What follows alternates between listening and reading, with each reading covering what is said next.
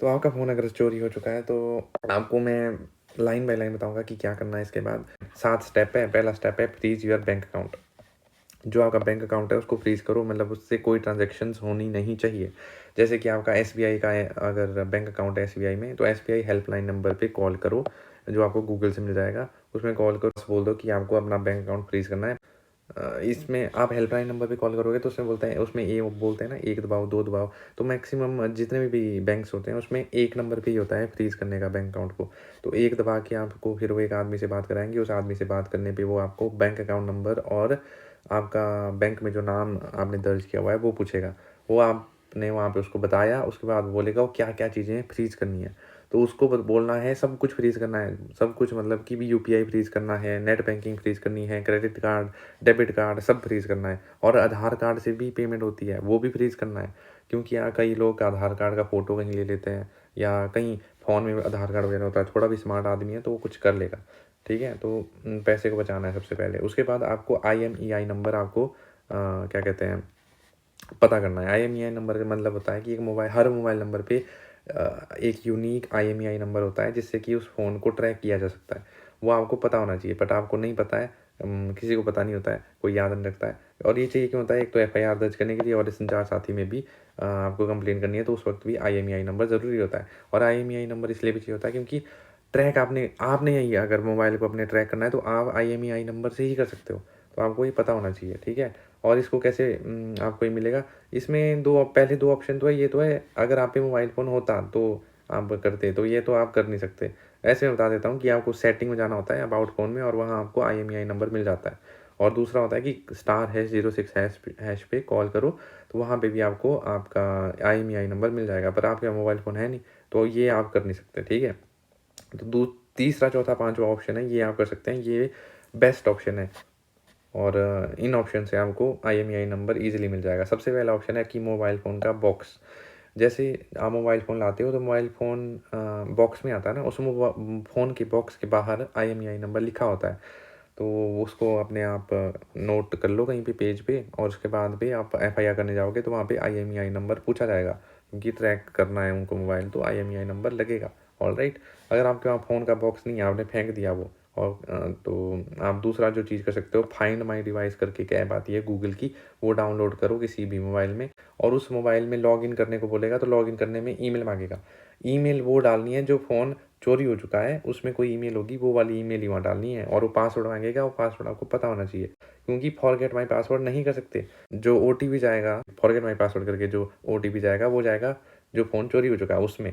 तो आप फॉरगेट माई पासवर्ड नहीं कर सकते, आपको पासवर्ड पता होना ही चाहिए, ठीक है? तो पासवर्ड याद रखना, अगर नहीं हुआ तो फिर भाई दिक्कत है। लास्ट ऑप्शन है बिल। आप मोबाइल फ़ोन लेते हो तो बिल मिलता है, बिल में भी आईएमईआई नंबर लिखा होता है, शायद मैंने कहीं सुना था। तो आपने जहाँ से आपने फ़ोन बाय किया वहाँ पे जा सकते हो, उनसे बिल माँग सकते हो, जैसे कि फ्लिपकार्ट, अमेज़न, वहाँ पे आप कस्टमर सर्विस से बात कर सकते हो, उनसे बिल माँग सकते हो, और वो आपको बिल प्रोवाइड कर सकते हैं जिसमें आईएमईआई नंबर लिखा होता है। या ऑफलाइन स्टोर से फ़ोन लिया है तो ऑफलाइन स्टोर में जाके वो भी डाटा रखते हैं जो भी उन्होंने मोबाइल फ़ोन बेचा होता है, तो वहाँ से भी आप बिल पूछ सकते हो। तो बेस्ट ऑप्शन है आपके लिए, फ़ोन का बॉक्स पता ढूँढो, उसमें आईएमईआई नंबर लिखा होगा। अगर वो नहीं है तो फाइंड माई डिवाइस ऐप में लॉगिन करो, और उसमें पासवर्ड चाहिए, वो पासवर्ड पता होना चाहिए। ये है दूसरा स्टेप जो आपको करना है, ठीक है? तीसरा स्टेप है फिर एफआईआर करनी है। उसके बाद जाना है एफआईआर करने। एफआईआर लोग करते नहीं हैं, कुछ लोग डरते हैं पुलिस के पास जाने से, कुछ लोगों के लिए पुलिस स्टेशन दूर होता है, या कुछ लोग सोचते हैं कि एफआईआर दर्ज ही नहीं करेंगे, अच्छे से बात नहीं करेंगे पुलिस वाले, तो वो जाते नहीं हैं, जो कि बहुत ज़्यादा गलत है, क्योंकि एफआईआर करना आज के टाइम पे बहुत ज़्यादा ज़रूरी है, क्योंकि उस मोबाइल फ़ोन में आपकी सिम है, बैंकिंग ऐप्स है, और बहुत सारी सोशल मीडिया ऐप्स हैं। अगर इनकी ऐप से उसने कुछ भी इधर-उधर कोई भी क्राइम कर दिया तो आपको जेल होगी, उसको नहीं होगी, ठीक है? क्योंकि आपने कोई एफआईआर भी नहीं की, तो आप पे कोई सबूत भी नहीं है कि आपका फ़ोन चोरी हुआ था, तो आपको ये करना ही पड़ेगा, ठीक है? एफआईआर, और उसके बाद एफआईआर इसलिए भी करना है क्योंकि संचार साथी पोर्टल पे लॉगिन आपको रजिस्टर करना है आपको, तो वहाँ पे एफआईआर की कॉपी लगती है, और आपको इसके बाद पे सिम रिप्लेसमेंट करनी है, सिम रिप्लेसमेंट में भी आपको एफआईआर की कॉपी लगेगी, तो एफआईआर ज़रूर करने जाना है, ठीक है? ये है फोर्थ स्टेप, फोर्थ या थर्ड स्टेप? थर्ड स्टेप है। थर्ड स्टेप के बाद आएगा फोर्थ स्टेप। फोर्थ स्टेप में आएगा सिम रिप्लेसमेंट। सिम रिप्लेसमेंट का मतलब होता है कि जो फ़ोन चोरी हो गया उसमें जो सिम है वो बंद हो जाएगी, और वही पुराने नंबर आपको मिलेगा विद न्यू सिम। मतलब आपको एक न्यू सिम दी जाएगी, उसमें वही पुराना नंबर होगा और जो चोरी फ़ोन हो गया था उसमें वो सिम बंद हो जाएगी। तो मेरे वहाँ पे जियो और बीएसएनएल की सिम है। ये सिम रिप्लेसमेंट कर सकते हैं, आस-पास के जो आपके मोबाइल फ़ोन की शॉप्स होती हैं वहाँ पे वो सिम रिप्लेसमेंट कर देते हैं।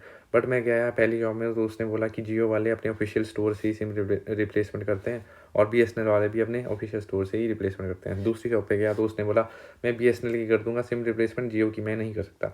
तीसरे में गया तो बोला कि हम दोनों को कर देंगे, एजेंट आ जाएगा। तो मेरे को क्रेडिबिलिटी ठीक नहीं, मतलब मेरे को उतना सही नहीं लगा कि ऐसे अनऑफ़िशियल चीज़ें थर्ड पार्टी स्टोर से करना हो ये सिम रिप्लेसमेंट। तो मैं ऑफ़िशियल स्टोर ही चला गया। तो मैंने तो ऑफ़िशियल स्टोर से किया तो उसमें मेरे को ₹50 लगे। 50 या ₹100 देते हैं वो बस। 2 मिनट का काम होता है, वहाँ बोल दो कि सिम रिप्लेसमेंट करनी है, जो फ़ोन चोरी हो चुका है उसमें सिम बंद हो जानी चाहिए और मेरे को वही सेम मोबाइल नंबर चाहिए विद न्यू सिम। तो वो आपको बस फ़ोटो लेंगे, आधार नंबर पूछेंगे शायद, एफआईआर की कॉपी, आपकी एफआईआर की कॉपी जो है वो आपसे माँगेंगे वो। तो एफआईआर की कॉपी उनको दे दो और आधार कार्ड शायद माँगेंगे, बस वो दे दो और आपका सिम रिप्लेसमेंट हो जाएगा जियो और बीएसएनएल। वैसे मैंडेटरी उतनी है नहीं क्योंकि उनके हाव-भाव से लग रहा था कि बिना एफआईआर के भी वो कर देते। तो डिपेंड करता है, पर एफआईआर ज़रूरी है भाई करना, तो यू शुड डू इट। और मैंने मोबाइल नंबर भी चेंज कर दिया, जैसे सिम रिप्लेसमेंट की मैंने मोबाइल नंबर भी नया उनसे माँग लिया क्योंकि कोई कोई पता नहीं है लूप होल कहाँ से वो ढूँढ ले वो बंदा जिसने चोरी किया है और वो लग हल्का-सा भी लूप होल उसको मिल गया और उसने आपका बैंक अकाउंट खाली कर दिया तो आपका नुकसान हो जाएगा, यू नो। तो मैंने तो मोबाइल नंबर पूरा ही चेंज कर लिया और सारा मेरा social media apps like Instagram, Facebook और मेरी स्टॉक्स वगैरह, स्टॉक मार्केट की ऐप, अपस्टॉक या ग्रो या जो भी आप चलाते हो, या और बैंक अकाउंट और आधार कार्ड, पैन कार्ड, सब जगह मोबाइल नंबर चेंज कर लिया मैंने। तो उसी तरह आप भी मोबाइल नंबर चेंज कर सकते हो और भाई देख सकते हो आप, आपकी मर्ज़ी है। फिर उसके बाद लास्ट आया संचार साथी पोर्टल। संचार साथी पोर्टल एक वेबसाइट है, मतलब आपका फ़ोन अगर चोरी हो गया तो इसमें आपको रजिस्टर करना है, ठीक है? और रजिस्टर करने के बाद उसमें आईएमईआई नंबर डाला जिस मोबाइल का, वो मोबाइल बंद हो जाएगा, ब्लॉक हो जाएगा, वो चला ही नहीं सकता वो बंदा फिर। तो इसमें रजिस्टर करना बहुत ज़्यादा ठीक है, सही है और करना चाहिए। संचार साथी सेंट्रल गवर्नमेंट का पोर्टल है और संचार साथी में करके वो लोग फिर थोड़ा प्रेशर डालते हैं पुलिस पे कि फ़ोन ढूँढो। यहाँ रजिस्टर करने के लिए एफआईआर की कॉपी होनी चाहिए, आईएमईआई नंबर होना चाहिए और एक दिक्कत है इसमें भाई, रजिस्टर करना थोड़ा दिक्कत वाला है क्योंकि इसमें मोबाइल नंबर माँगते हैं। मोबाइल नंबर वो वाला जो चोरी हो चुका है और उसके बाद मोबाइल नंबर देने के बाद वो ओटीपी माँगते हैं। उन्होंने ओटीपी माँगा तो ओटीपी जाएगा न्यू, जो फ़ोन चोरी हो चुका है। तो आपको पहले, इससे पहले रिप्लेसमेंट ऑफ सिम करनी पड़ेगी, जो मैंने आपको बताई, ताकि आपके वहाँ ओटीपी आए। ओटीपी डालोगे उसके बाद वो कंप्लेन रजिस्टर कर लेगा। फिर वहाँ पे रिक्वेस्ट आईडी आपको दे देगा ये। रिक्वेस्ट आईडी से आप पता कर सकते हो कि आपका मोबाइल जो चोरी हुआ था उसमें क्या-क्या प्रोसेस हो गई है। तो उसमें बताता है कि वो आपकी रिक्वेस्ट एक्सेप्ट हो चुकी है, फिर प्रोसेस चल रही है, ये सब बताता रहता है। थोड़ी फास्टर प्रोसेस हो जाती है और टाइमली नोटिफ़िकेशंस मिलती रहती है कहाँ-कहाँ पहुँची प्रोसेस, ऑलराइट।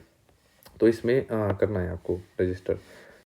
लास्ट आया अनफ्रीज़ करना, उसके बाद आपको बैंक अकाउंट अपना, ऑलराइट। आपने फ्रीज़ कराया था ना कॉल करके, अनफ्रीज़ करने के लिए आपको बैंक ब्रांच में जाना पड़ेगा। वहाँ पे आपको एप्लीकेशन लिखनी पड़ेगी कि मेरा बैंक अकाउंट अनफ्रीज़ किया जाए और वो आपको अनफ्रीज़ करके दे देंगे। और मैंने उसी टाइम पे अपना मोबाइल नंबर भी चेंज कर लिया था क्योंकि अब कोई पता नहीं है भाई उस आपके मोबाइल में क्या-क्या डाटा था, वो क्या उस डाटा से कर ले, पैसे किसी भी तरह से कहीं गलती से निकाल ले, पूरा ही नंबर चेंज कर लो। तो मैंने तो भाई पूरा नंबर ही चेंज कर लिया, कोई तकलीफ़ नहीं रखी खुद को, ठीक है? तो एक ही एप्लीकेशन लिखो, उसमें अनफ्रीज़ बैंक अकाउंट और मोबाइल नंबर चेंज की अर्ज़ी कर दो और वो कर देंगे। तो इसमें एप्लीकेशन चाहिए होती है और बैंक ब्रांच में जाना पड़ेगा इसके लिए, ऑलराइट। तो ये है पूरी प्रोसेस। ये मैं लिख देता हूँ कैसे-कैसे। तो इसमें है देखो, फर्स्ट स्टेप ये है कि अनफ्रीज़ करो, फिर आईएमईआई सेकंड, फिर FIR third, SIM replacement fourth, संचार साथी फिफ्थ और ये अनफ्रीज़ बैंक अकाउंट सिक्स्थ। ये हो गया। फिर वो नया मोबाइल फ़ोन लोगे, उसमें सब कुछ चेंज करो। क्या नाम है उसका, आपका सोशल मीडिया की ऐप, फेसबुक, व्हाट्सएप, इंस्टाग्राम, सारा मोबाइल नंबर चेंज करो। स्टॉक्स वाली ऐप है उनमें करो change mobile number, PAN card, Aadhaar card, उनमें मोबाइल नंबर चेंज करो। बस देख लो और चीज़ें आपकी कोई ज़रूरी है उनमें भी अपना जो पासवर्ड और मोबाइल नंबर चेंज कर दो। ये मोबाइल नंबर आपने बैंक अकाउंट में चेंज किया तो यूपीआई में एक दिक्कत है। यूपीआई में क्या हो जाता है कि थर्ड पार्टी ऐप होती है गूगल पे, फ़ोनपे वगैरह, तो उनके वहाँ पे वो डाटा पहुँचता नहीं है कि आपने मोबाइल नंबर चेंज कर लिया है। आपने न्यू मोबाइल नंबर जो लिया है जिसमें आपने शिफ्ट करवा दिया है अपना बैंक अकाउंट, आप उस पे लॉगिन करने जाओगे इन थर्ड पार्टी ऐप में तो वहाँ बताएँगे कि आपके इस मोबाइल नंबर पे कोई बैंक अकाउंट लिंक ही नहीं है, तो आप यूपीआई नहीं यूज़ कर पाओगे गूगल पे और फ़ोनपे से। तो इसका भी एक सॉल्यूशन है, वो सॉल्यूशन ही गूगल यूट्यूब पे ये बताते ही नहीं कोई लोग। तो उसमें क्या होता है कि आपको क्या करना होता है, जो ऑफिशियल ऐप होती है, जैसे एसबीआई की योनो हो गई, पीएनबी की पीएनबी वन हो गई, उन ऐप में आपको लॉगिन करना है और उनमें उनमें भी यूपीआई एक ऑप्शन होता है, वो इनेबल करना होता है कि आप यूपीआई उन ऐप से भी चला सकते हो। तो उसमें आपको पहले अपना नए मोबाइल नंबर से यूपीआई इनेबल करना है। मोबाइल बैंक के वहाँ पे तो आपका डाटा है ना, बैंक फटाफट उसको रजिस्टर कर लेता है और न्यू मोबाइल नंबर पे आपका यूपीआई ऐड हो जाता है उस ऑफिशियल ऐप पे। जैसे ही वहाँ ऐड हो जाता है तो वो दूसरी थर्ड पार्टी ऐप गूगल पे, फ़ोन पे, इनको भी पहुँच जाता है डाटा कि इस नंबर पे ये वाला बैंक अकाउंट है। तो उसके बाद पे आप वहाँ लॉगिन करोगे तो वहाँ लॉगिन हो जाएगा फिर उसके बाद न्यू मोबाइल नंबर से। तो ऐसा है, इसमें आपको ऑफिशियल ऐप में पहले एक बार लॉगिन करना पड़ेगा। ये सारी प्रोसेस है, देखो वही 6 प्रोसेस है। देखो 1, 2, 3, 4, 5 और 6 लाइन बाय लाइन करनी है और देख लो, स्क्रीनशॉट लेना है तो और लाइन बाय लाइन करो, यही है पूरी प्रोसेस। और इसमें एक फाइंड माई डिवाइस मैंने बताया था ना कि आप अपने मोबाइल नंबर को खुद से भी ट्रैक कर सकते हो कि वो कहाँ था लास्ट टाइम। ठीक है, तो find my device app Google की एक ऐप है, उसको आप डाउनलोड करो उस गूगल की ऐप है और उसमें आपको IMEI नंबर मिल जाएगा। उसमें लॉगिन करते हैं बाय द जीमेल आईडी, और जीमेल आईडी वो उससे करना है जो उस मोबाइल नंबर में थी जो चोरी हो गया। तो उससे आपको IMEI नंबर मिल जाएगा उसका, और साथ में आप अपने उस जो चोरी फ़ोन हो गया है उसके सारा डाटा को डिलीट कर सकते हो पूरी तरह से, कुछ भी नहीं बचेगा उसमें, सारा बिल्कुल नया मोबाइल बन जाएगा रीसेट यहाँ बैठे बैठे। और उसमें आप लास्ट लोकेशन ऑफ मोबाइल जो थी, जैसे उस बंदे जो चोरी करते हैं वो स्विच ऑफ कर देते हैं मोबाइल, तो स्विच ऑफ जहाँ उसने किया लास्ट टाइम उसकी डिटेल मिल जाती है आपको कहाँ स्विच ऑफ हुआ था।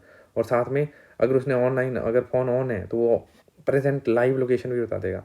तो ये सारी फीचर इसमें मिलते हैं, और भी फीचर हैं जैसे फ़ोन रिंग करता है, जो कि मैं आपको अभी मोबाइल में करके दिखाता हूँ। ठीक है, ये है देखो फाइंड माई डिवाइस। आप ये मैंने डाउनलोड कर लिया है, इसको अब ओपन कर लो। ओपन करने के बाद यहाँ मेरी सारी ईमेल आईडी ये बताता है, आपको उस ईमेल आईडी से लॉगिन करना है जिस जो फ़ोन चोरी हो गया उसमें जो ईमेल आईडी थी उससे ही आपको लॉगिन करना है। तो आपको ऐड अनदर अकाउंट करना है। आगे बढ़ोगे फिर ये बोलेगा आपको ईमेल यहाँ डालनी है अपनी, लॉगिन कर लो, पासवर्ड डालो और लॉगिन कर लो। पासवर्ड वही ज़रूरी है, फॉरगेट पासवर्ड नहीं कर सकते क्योंकि OTP जाएगा उसके मोबाइल फ़ोन पे, तो वो चोरी हो चुका है। और तो आपको पता होना चाहिए ईमेल और पासवर्ड, जिसको पता है वो तो करो लॉगिन, जो नहीं है पता भाई जो मैंने रास्ते बताए उससे करो, हो पाए तो। मैंने पूरी कोशिश करी सब बताने की। ये देखो फिर लॉगिन करने के बाद वो बताएगा सारे मोबाइल फ़ोन जहाँ पे वो आपने ईमेल आईडी कभी ना कभी लॉगिन की हो। जो चोरी फ़ोन आपका हुआ है उस पर टैप करना, जैसे ये वाला मेरा जैसे चोरी हो गया तो मैंने टैप कर दिया। टैप करने के बाद ये आपको सब बताएगा भाई साहब कि वो फ़ोन कहाँ पे है अभी, लास्ट लोकेशन उसकी क्या थी। जैसे इसकी तो लोकेशन है, ये तो कब का बंद हो चुका है, ये तो पुराना फ़ोन था मेरा, बहुत पहले का बंद है। तो इसमें लास्ट लोकेशन भी बताएगा आपको, और लास्ट लोकेशन इसमें यहाँ सेटिंग पे ऑप्शन पे जाओगे तो यहाँ IMEI नंबर भी लिखा है, देखो IMEI नंबर मिल जाएगा आपको यहाँ से। और साथ में आप बहुत कर सकते हो, जैसे फैक्ट्री रीसेट, ये फैक्ट्री रीसेट ये जो फ़ोन है इसको आप ऐसे करोगे तो फैक्ट्री रीसेट मतलब सारा डाटा जो आपके फ़ोन का है उस फ़ोन में सारा डिलीट कर देगा, यहाँ से बैठे बैठे रीसेट कर दो। और दूसरा है कि इसमें एक प्ले साउंड उस फ़ोन में साउंड करने लगेगा, ये प्लेइंग साउंड, ये देखो स्टॉप साउंड। और साथ में सिक्योर डिवाइस, फ़ोन पूरा बंद हो जाएगा, ये सारे ऑप्शन देता है ये। और गेट डायरेक्शन, अगर आपका लास्ट लोकेशन ये बता रहा है, यहाँ पे बताएगा वैसे लास्ट लोकेशन कहीं की भी। मेरा तो फ़ोन कब का बंद है, 3-4 साल हो गए तब। ठीक है, तो ये है आपकी पूरी प्रोसेस, और ये प्रोसेस आप करोगे तो फ्रॉड से बच ही जाओगे। मतलब आई डोंट थिंक कि अब इसके बाद कोई लूप होल बचा है कि वो आपको कुछ कर सके। जो ये चीज़ें हैं फटाफट कर दो, बैंक अकाउंट की डिटेल चेंज कर दो और अपना मोबाइल नंबर चेंज कर दो। उसके बाद पे अपने सोशल मीडिया के पासवर्ड और मोबाइल जो नंबर हैं वो भी चेंज कर दो, क्यों, ताकि वो यूज़ ना कर सके उनको।